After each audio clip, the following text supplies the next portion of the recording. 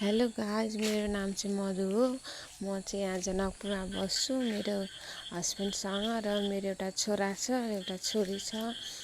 छोरी चाहिँ 4 वर्षको भयो भने छोरा चाहिँ 4 महिनाको भयो। अनि छोरालाई एक्लै हेर्ने, दुईटी छोराछोरीलाई एक्लै हेर्छु म। बुढो चाहिँ अफिस जानुहुन्छ। अनि बाबुलाई सुताएर अब घरको काम गर्नुपर्छ। एक्लै बस्दा यस्तै हो, गाह्रो हुन्छ, के गर्नु। एक्लै दुईवटा बच्चा सम्हाल्नु गाह्रो हुन्छ, के गर्नु। बाबु सुत्नुन्जेल छिटो लुगा धोएर सुकाएन त बाबु उठेपछि त केही गर्नै मिल्दैन, उसलाई बोक्नुपर्छ। 4 महिना बच्चा केही बुझ्दैन। छिटो ग्यासहरू पुछेँ, घरहरू साफ गरेँ। त्यसपछि लुगाहरू पनि धोएको थिएँ। अनि लुगाहरू पनि छिटो पट्याएर राखिदिएँ। बाबुको छिट्टै सबै लुगा आफ्नो ठाउँमा राख्यो। अनि बुढाको पनि लुगाहरू छुट्टै झुन्डाइदिन्छु, उहाँलाई अफिस जानलाई सजिलो होस् भनेर।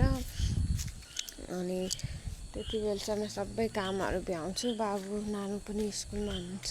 यसमा बाबु सुतिरहेको थियो, त्यसैले छिटो घरहरू सब साफसुफ गरेँ।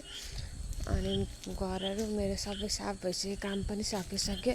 अझै बाबु सुतिरहेछ भन्दै अब अलिक खाजा बनाइदिउँ भनेको बुढोलाई। छिटो रोटीहरूबाट हेर्छु त बाबु उठिसकेको रहेछ। उठेर हाँस्दै थिएँ। हेऱ्यो, बाबुलाई हेरेर उहाँलाई फेरि छोडिदिएँ रोटी पकाउन। अनि टाइम भइसकेको थियो नानुलाई स्कुलबाट ल्याउने। अनि बाबुलाई बोकेँ अनि स्कुल गएँ। अनि नानुलाई स्कुलबाट लिएर आएँ।